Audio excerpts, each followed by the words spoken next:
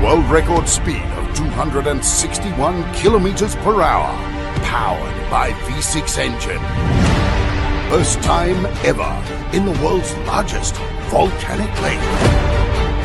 Introducing the F1 Powerboat Championship in Lake Toba, Indonesia. Sorenya final itu dilakukan sekali putaran. Kenapa? Kalau seandainya sekali putaran itu pun sudah bisa menentukan itu juaranya atau tidak gitu. Iya. Nah, kalau seandainya di 2 kali putaran itu hanya cuma bonus, yang benar itu hanya cuma sekali putaran di putaran ya, betul. Saya cuma baca media sosial aja. Yang nulisnya si Nelly. Dia baca di media kali, yang nulisnya si Nelly. Nanya aja soal ini. Memang kapasitas Nelly ini kita undang karena dia adalah termasuk yang diundang oleh pemerintah. Pemerintah yang mengundang dia ini adalah pemerintah pusat. Jadi bukan Pemkot, bukan Pemprov. Jadi mereka mendaftar, diundang. Jadi karena aku lihat itu di halaman pelabuhan itu ada mobil RRI, kalau spot untuk monitoring TV mana-mana itu dia di mana-mana itu keliling-keliling dari sudut-sudut angle-angle yang menarik itu, dan makanya lebih enak nonton layar TV sebetulnya kalau mau nengok slalomnya itu daripada kita di sana. Jadi kalau apa yang dikatakan oleh Nelly tadi ya, kita dapat kesimpulan kesiapan panitia baik dalam perubahan-perubahan cuaca. Ini kan orang-orang sana tuh kan lebih awam. Tapi itu nggak dimanfaatkan oleh mereka panitia ini kan begitu. Saya menganggap bahwa kegiatan ini tidak sukses. Lebih banyak boleh dikatakan ya maaf ya. Mungkin ada kepentingan-kepentingan tersendiri lagi daripada hanya untuk mengangkat Danau Toba itu. Kami kan dapat link pendaftaran. Ini pertama saya ceritakan kenapa saya diundang. Ini aku ceritakan terlebih dahulu. Ada link dari Kominfo pusat, kementerian, mengasih ke Kominfo, setiap Kominfo yang ada di daerah gitu kan. Jadi kita pertama coba-coba kita baca, di situ dikatakan di pendaftarannya itu semua akomodasi, semua kebutuhan wartawan yang mau mengikut meliput berita F1 Boat itu ditanggung kantor masing-masing gitu ya kan.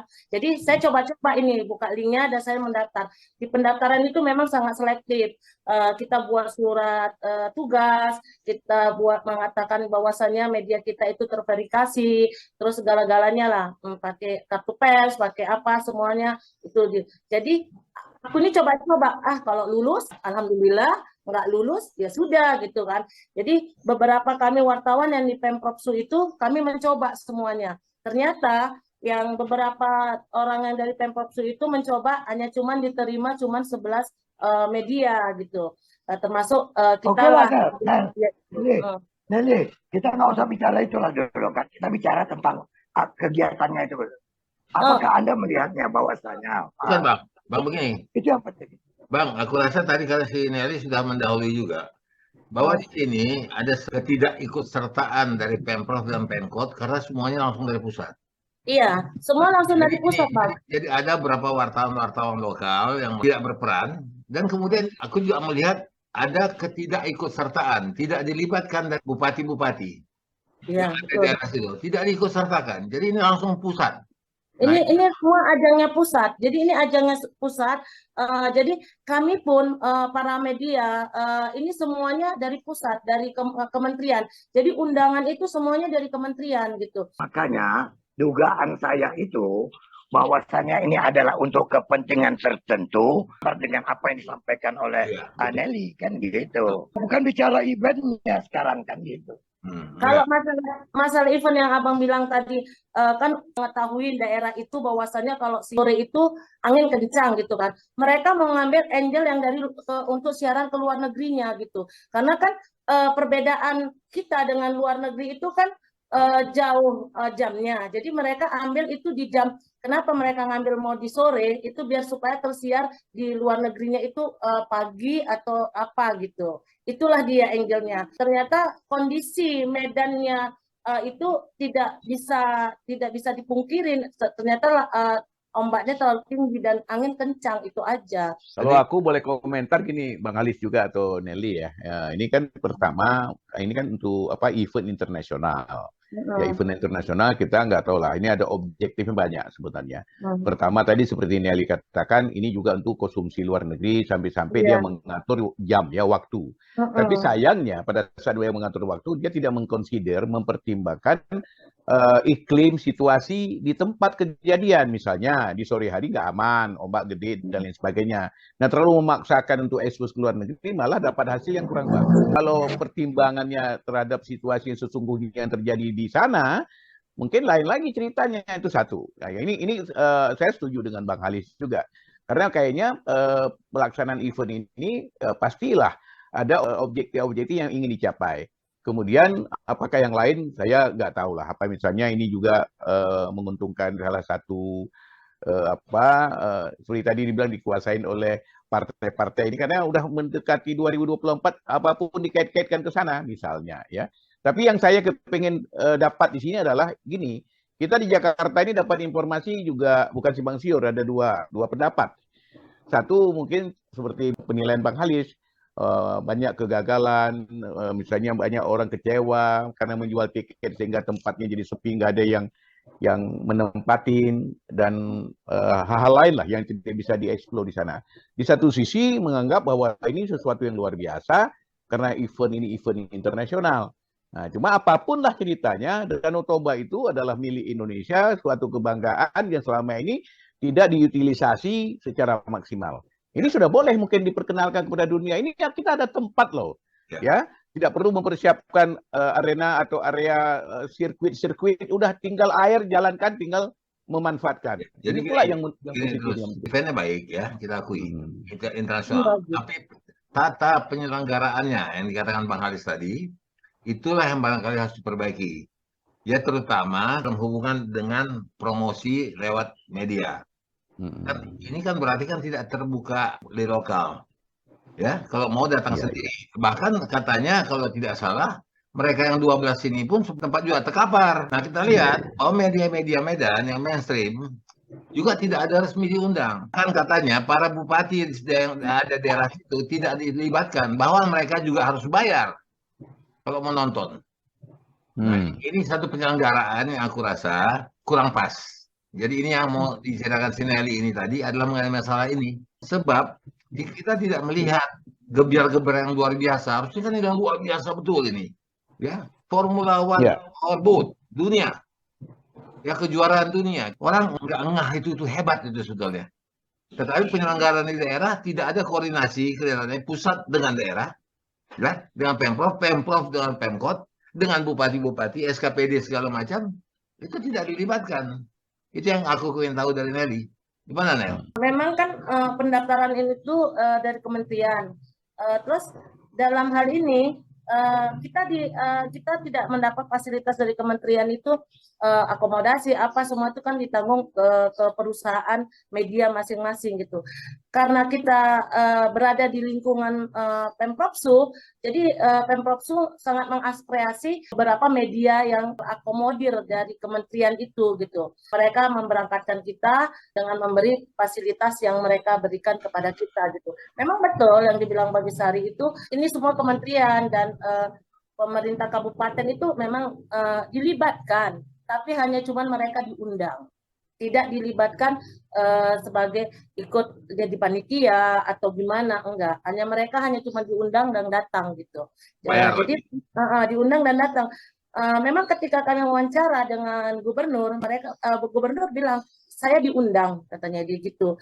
Jadi mereka nggak dilibatkan apa-apa. Ya semua kepala SKPD itu semua disuruh datang, tapi untuk mendapatkan tiket aja susah gitu. Untuk mendapatkan tiket masuk, dan mereka tidak ada dapat bed untuk aktivitas masuk, itu nggak ada. Jadi tidak berkolaborasi dengan pemerintah daerah lah ya. Tidak ada kolaborasi dengan itu, tapi harus diwajibkan datang gitu. KPD diwajibkan harus datang melihat itu gitu. Jadi tetapi mereka tidak mempunyai fasilitas apa-apa di situ. Nelly sebagai orang media ya, apa yang Nelly bisa tangkap ya? Apa maksud pusat terus gitu dengan tidak melibatkan semua komponen yang ada di daerah? Padahal itu dilaksanakan di daerah. Apa kira-kira yang terbayang oleh Nelly di situ sebagai orang media? Kalau aku bilang memang itu udah kebiasaan pusat kepada daerah. Atau hanya Sumatera Utara?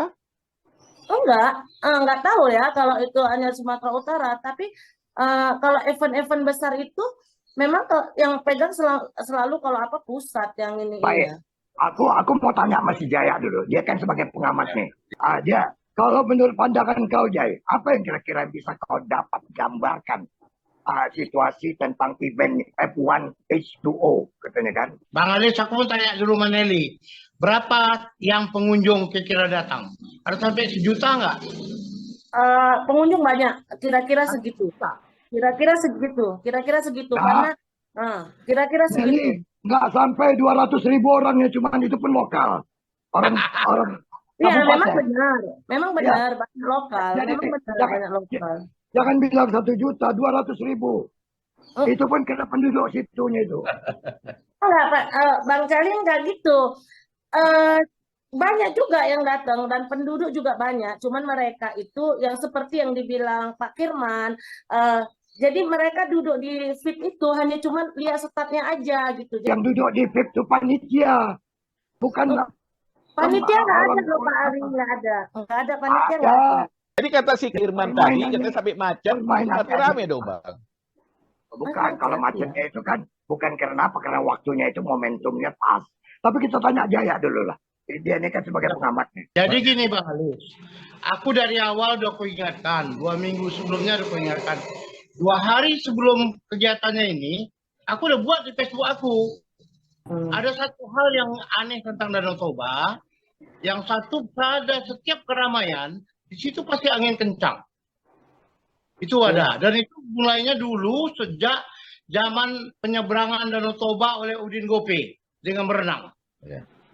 Setiap apapun yang dilakukan Danau Toba, asal rame-rame, pasti angin kencang.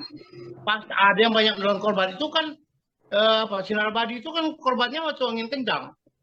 Dan perhatikanlah dari mulai tahun 2013, 12, 18 sampai 22 terakhir itu paling banyak angin kencang dan itu belum bisa diatasi oleh panitia. Oh, macam peramal pula kau. Betul Bang. Kalau Danau Toba tuh siapapun tahu, aku 25 tahun aku berkincah di Danau Toba tuh. Pokoknya asal sudah jam 3, jam 5 itu pasti gelombang naik. Oh, aku lebih sependapat dengan Bang Halis. Jadi kalau angin kencang itu tidak ditentukan karena ada event. Tapi itu memang kondisi yang ada di sana gitu loh. Tapi yang ditampilkan si Jaya ini data bahwa setiap keramaian biar berarti ada angin kencang. Kebetulan. Tunggu, kalau kita ke Prapat, ya, kalau kita mau nyebrang, itu dikasih tahu sama bot-bot itu.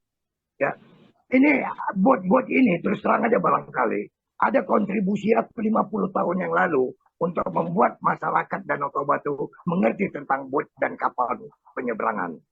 Ya kan begitu. Karena itu aku bantu dulu masyarakat di sana itu untuk membuat.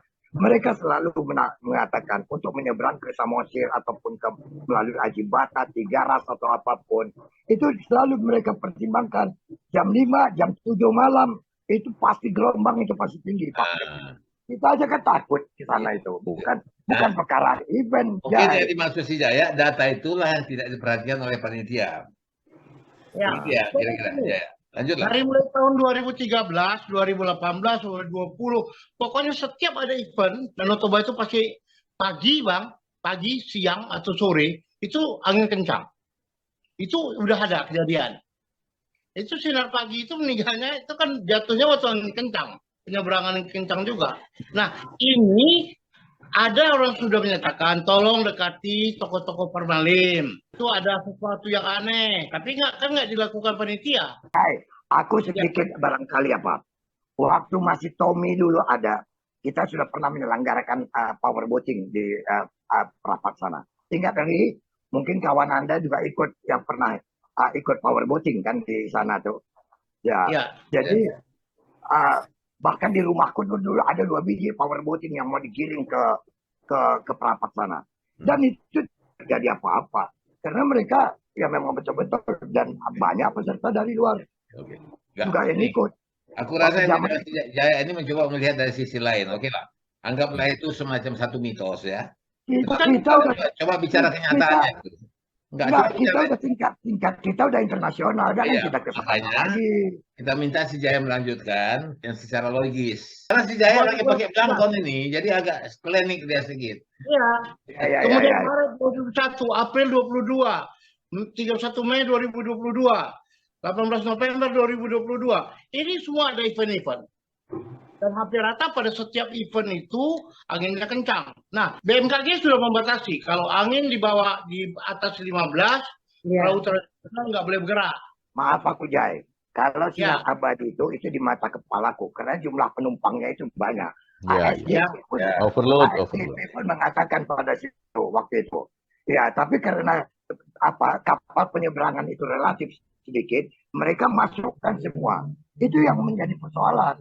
Bukan Ya. perkara angin atau apa. Memang anginnya betul, tapi overloaded daripada penumpang di situ yang ya. membuat Berarti kan kapal itu lebih di tata penyelenggaraan kan. Nah, coba Jaya terus ke sana ya. Iya, that's right. Ke tata penyelenggaraan ya. February 2023.